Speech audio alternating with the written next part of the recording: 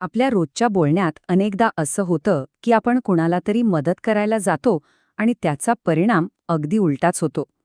आजच्या या विश्लेषणामध्ये आपण संवादात होणाऱ्या याच एका सामान्य पण महत्त्वाच्या चुकीबद्दल बोलणार आहोत. असा अनुभव अनेकांना येतो नाही का? आपण अगदी चांगल्या हेतूने सल्ला देतो, पण समोरची व्यक्ती शांत होण्याऐवजी आणखीनच चिडचिड करते. असं नक्की का होतं? चला, यामागचं मानसशास्त्र थोडं समजून घेऊया. तर हा आहे संवादातला एक सामान्य सापळा. हे असं का आणि कसं घडतं हे समजून घेणं खूप महत्त्वाचं आहे, कारण यामुळे अनेक गैरसमज टाळता येऊ शकतात. आपल्या सगळ्यांमध्येच एक नैसर्गिक प्रोव्हायडर वृत्ती असते. म्हणजे कोणी आपल्यासमोर समस्या मांडली की आपली पहिली प्रतिक्रिया असते ती म्हणजे त्यावर उपाय सुचवणं. आपल्याला वाटतं की मदत करण्याचा हाच सगळ्यात चांगला मार्ग आहे. पण गंमत अशी आहे की अनेकदा समोरच्या व्यक्तीला उपाय हवाच नसतो. त्यांना फक्त वेंट करायचं असतं. म्हणजे मनात जे साचलंय ते फक्त बोलून दाखवायचं असतं. त्यांना फक्त कोणीतरी आपलं म्हणणं ऐकून घ्यावं आणि समजून घ्यावं एवढंच हवं असतं. आणि जेव्हा ह्या दोन वेगवेगळ्या अपेक्षा एकमेकांसमोर येतात, म्हणजे एकाला उपाय सांगायचा आहे आणि दुसऱ्याला फक्त ऐकणारं कोणीतरी हवंय, तेव्हा सुरू होतं उपाय सांगण्याचं दुष्टचक्र. बघूया हे नेमकं कसं घडतं.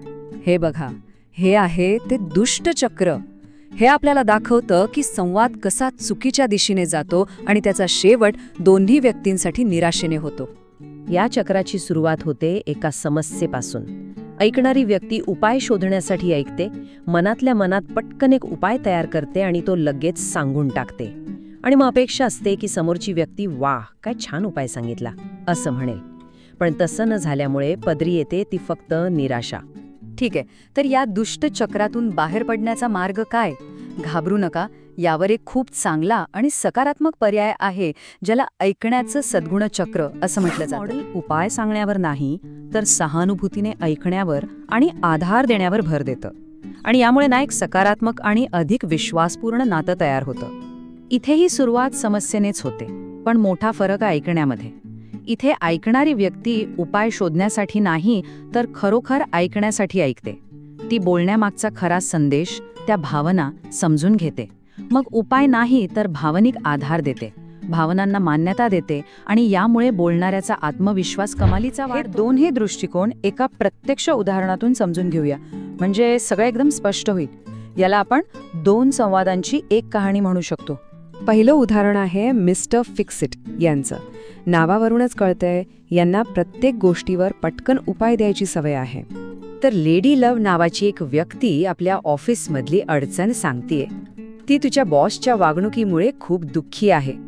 आणि हे बघा, मिस्टर फिक्सिट यांनी काय केलं, त्यांनी तिच्या भावना समजून घेण्याचा प्रयत्नही केला नाही. ते थेट सोल्युशन मोडमध्ये गेले आणि काय करायला पाहिजे हे सांगायला लागले. इथे त्यांनी 3 मोठ्या चुका केल्या. 1, त्यांनी तिच्या समस्येला क्षुल्लक लेखलं. 2, न मागता सल्ला दिला. आणि 3, त्यांनी चर्चेचा सगळा रोख तिच्याकडून स्वतःकडे वळवला.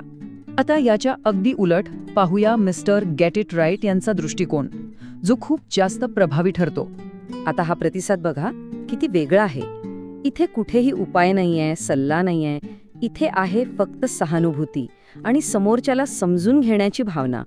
त्यांच्या ह्या प्रतिक्रियेत 3 हुशार युक्त्या होत्या.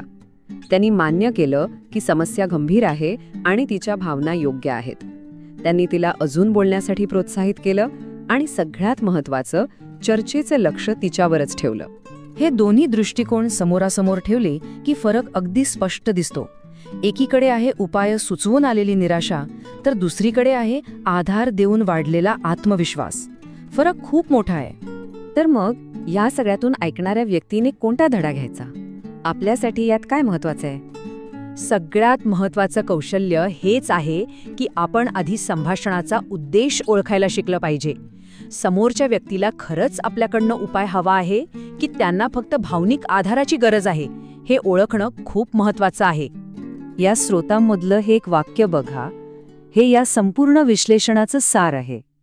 अनेकदा सल्ला किंवा उपायांपेक्षा फक्त ऐकणं, समजून घेणं आणि आपण काळजी करतो हे दाखवणं जास्त महत्त्वाचं असतं. त्यामुळे पुढच्या वेळी जेव्हा कोणी आपल्याजवळ मन मोकळं करायला येईल, तेव्हा एक क्षण थांबा आणि विचार करा त्यांना फिक्सर हवा आहे की फक्त एक चांगला श्रोता? हा एक छोटासा विचार आपल्या नात्यांमध्ये खूप मोठा आणि सकारात्मक बदल घडवू शकतो.